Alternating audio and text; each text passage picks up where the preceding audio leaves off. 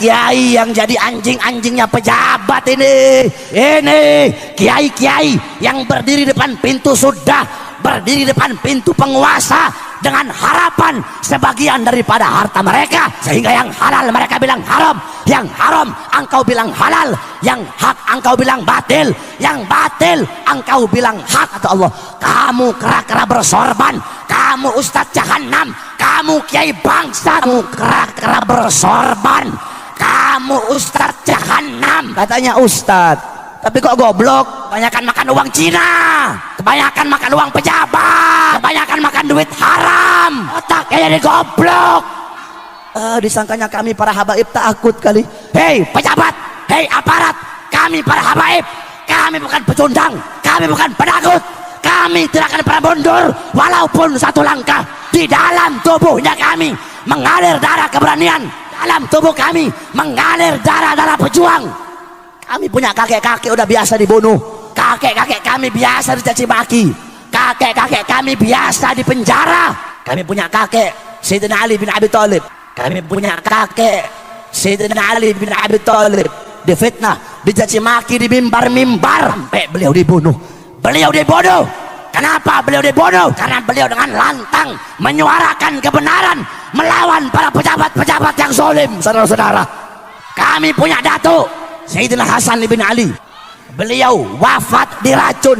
Kami punya kakek Sayyidina Husain bin Ali, Husain bin Fatimah binti Rasulullah, beliau wafat dibunuh, tinggal kepalanya. Saudara-saudara, terpisah kepala dengan jasadnya. Kenapa beliau dibunuh?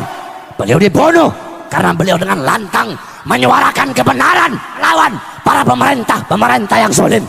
Darah-darah beliau mengalir di dalam tubuhnya kami para habaib. Memang sepupu datuknya para habaib dengan datuknya orang Yahudi itu sepupuan memang. Jadi kalau ada penelitian bahwa habaib itu mirip dengan gen Yahudi, ya betul, mau pancen memang sepupunya kok ya. Dalam sebuah hadis sahih riwayat Bukhari, Rasulullah memperingatkan siapapun yang berani memalsukan nasab dengan ancaman haram surga baginya. Manida'a ila ghairi abihi wa huwa yalamu fal janatu alaihi harumun. Secara tersirat, hadis ini menunjukkan kemungkinan terjadinya pemalsuan nasab oleh seseorang. Bukan merupakan hal baru dan aneh jika seorang penguasa, peneliti, maupun orang-orang alim mencurigai klaim kesaidan seseorang maupun suatu klan tertentu dikarenakan beberapa kejanggalan maupun alasan tertentu lainnya. Sebagian dari mereka lalu melakukan tindakan tertentu. Sebagian lagi mempublikasikan tulisan hasil penelitiannya lengkap dengan kesimpulan bahwa klan A, B, atau C ternyata palsu atau tidak terbukti sebagai zuriyah Sayyidina Ali dan Sayyidah Fatimah. Dalam kitab Al-Istizadah fi Ahbari Sadah, halaman 1093, disebutkan bahwa Syarif Makkah bernama Syarif Aunur Rafiq pernah menghukum beberapa orang bermarga Alatas, Asegaf, dan Bafakih. Mereka semua ini berasal dari klan Balawi Hadramaut. Syarif Aunur Rafiq juga melarang orang-orang dari klan Ba'a Alawi untuk menggunakan gelar Sayyid. Dia juga melarang penggunaan gelar Sayyid itu pada tulisan atau catatan, baik resmi maupun tidak resmi, Syiah ataupun bukan, Wahabi atau bukan, dan apapun motifnya, diskusi mengenai hal ini tetap dilakukan dengan cara yang ilmiah. Syiah ataupun bukan, Wahabi atau bukan, dan apapun motifnya, diskusi mengenai hal ini tetap dilakukan dengan cara yang ilmiah, serta menggunakan referensi dari kitab-kitab mutabaroh.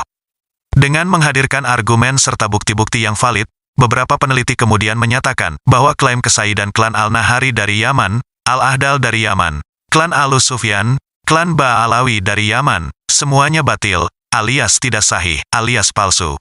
Kesimpulan batalnya klaim kesaidan klan Ba'alawi dan lain-lain dalam banyak diskusi, bahkan diperkuat oleh hasil tes DNA, yang ternyata menunjukkan bahwa mereka yang mengaku sebagai Ahlul Bait dari Yaman itu, lebih banyak membawa gen Asia Selatan, seperti India, Bangladesh, Pakistan, Afghanistan, dan lain-lainnya.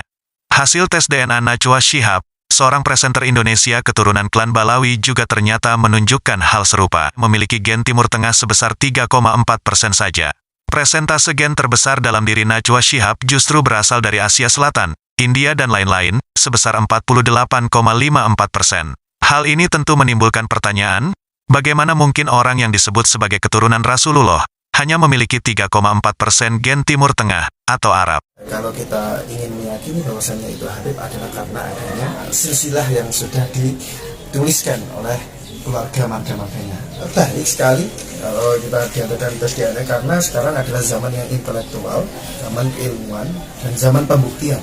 Bila tidak adanya pembuktian, kalau zaman intelektual tidak ada bukti, maka rakyat umum ataupun pengguna medsos, user internet, dan itu media sosial ataupun yang lainnya, maka mereka akan kurang percaya karena tidak adanya tes tersebut. Penting sekali adanya tes DNA. Lakukan aja tes DNA, nanti setelah itu hasil di-share aja ke media sosial, pasti masyarakat media sosial pasti akan membacanya. Oh, ini benar-benar berarti keturunan Rasulullah seperti itu. Inilah akibat dari ulah para habaib atau oknum habaib yang selalu memaki-maki dan fitnah kiai-kiai dan ulama-ulama serta pemerintahan yang sah yang mereka anggap zalim kepada rakyat, sehingga akibat dari ulah mereka ini rakyat terpecah. Untuk mempengaruhi dan meyakinkan umat Islam, mereka selalu menjual nasab mereka, yang mana mereka adalah keturunan Rasulullah SAW yang wajib dipatuhi dan diimani jika ingin selamat dunia dan akhirat. Inilah yang membuat kiai-kiai dan ulama-ulama, lebih-lebih keturunan Wali Songo yang dalam diri mereka mengalir darah Rasulullah SAW, untuk berjihad, dan mereka tidak ikhlas jika nama Rasulullah SAW digunakan untuk kepentingan pribadi atau golongan yang mengaku keturunan Rasulullah, sementara nasab mereka terputus atau diragukan. Dan para ulama keturunan Wali Songo ini tidak akan berhenti sampai para habaib ini berhenti mengklaim diri mereka sebagai keturunan Rasulullah SAW, atau untuk pembuktiannya mereka harus melaksanakan tes DNA, maka urusan selesai. Jika Anda punya pendapat, silakan tulis di kolom komentar. Dan bagi yang baru bergabung, jangan lupa subscribe, like, share, dan komentarnya. Wassalam dari saya.